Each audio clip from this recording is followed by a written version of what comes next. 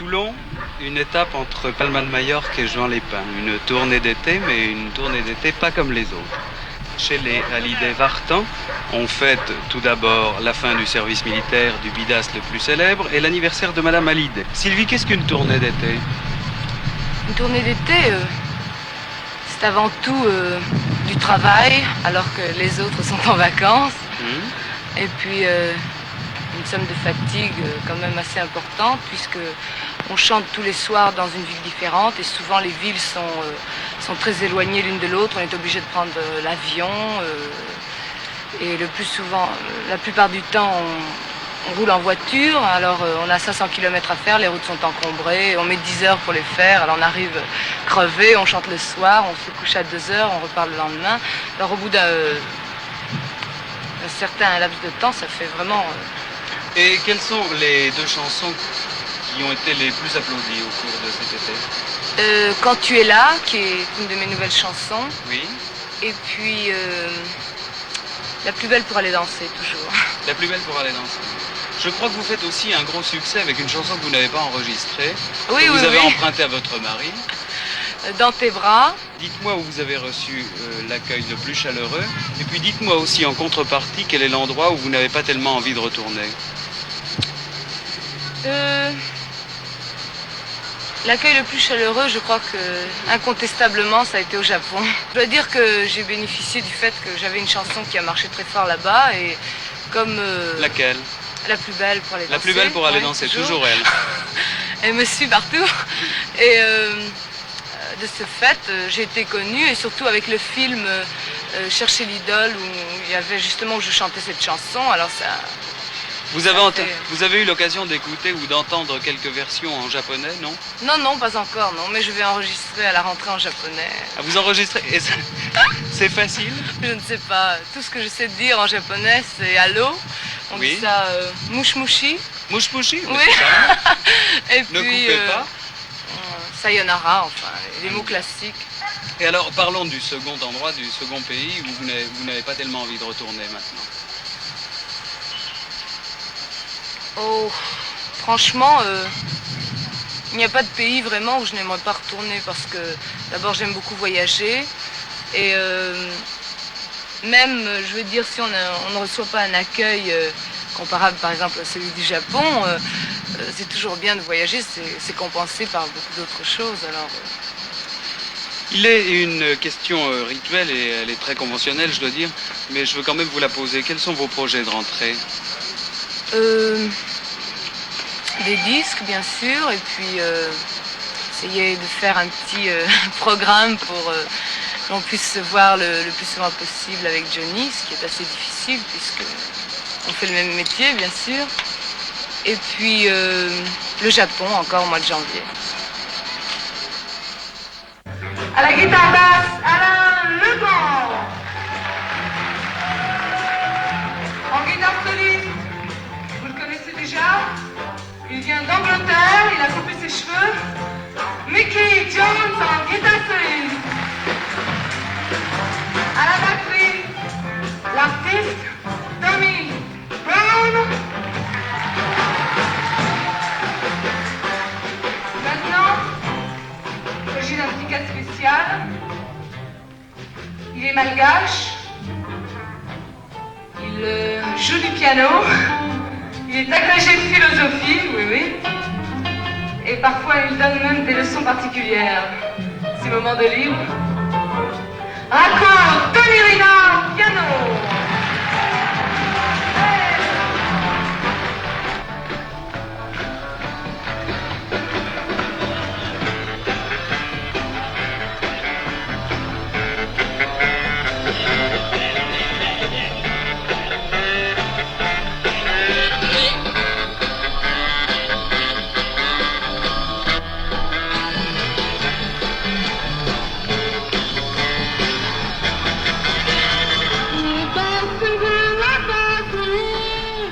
On parle chaque année du déclin des idoles, mais à Toulon comme ailleurs, en 1965 comme les années précédentes, c'est le même enthousiasme.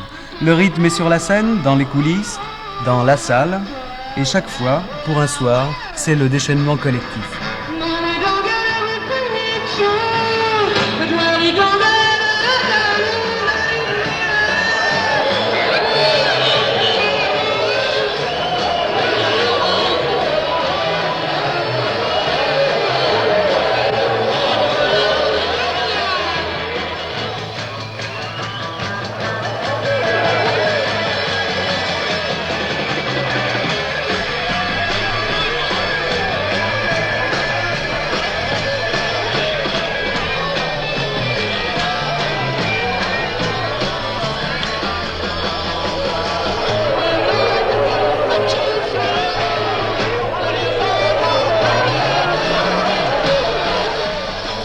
Où qu'elle aille, son succès reste le même. On l'aime, on ne l'aime pas, on la dénigre, on chante ses louanges. Mais ceux qui s'accrochent à cette scène, comme beaucoup d'autres, eh bien l'aiment et lui font chaque soir un triomphe.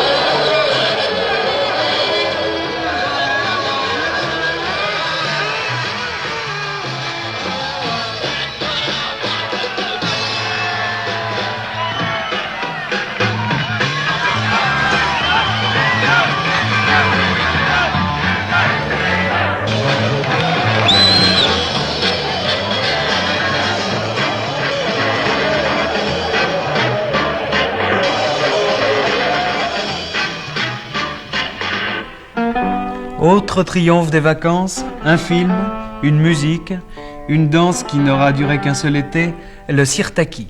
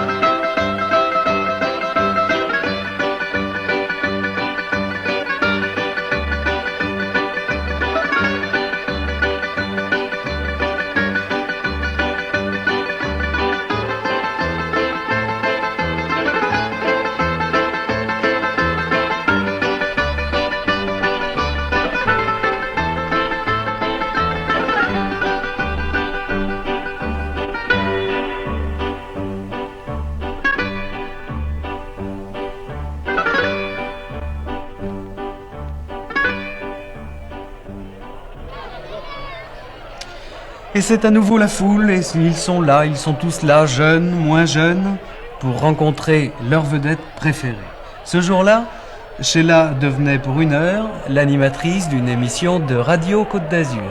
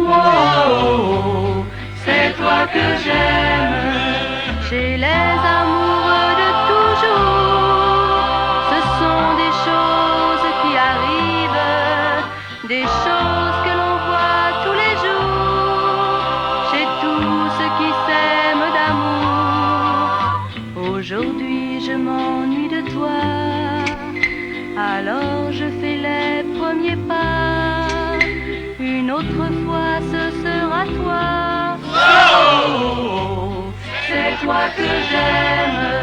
Oublions ce qui s'est passé. Oublions qu'on s'est fait de la peine. Tu pourrais m'emmener danser et tout serait vite effacé. Ce serait vraiment malheureux de rester fâchés tous les deux. Nous pourrions être si heureux. Oh, c'est toi que j'aime.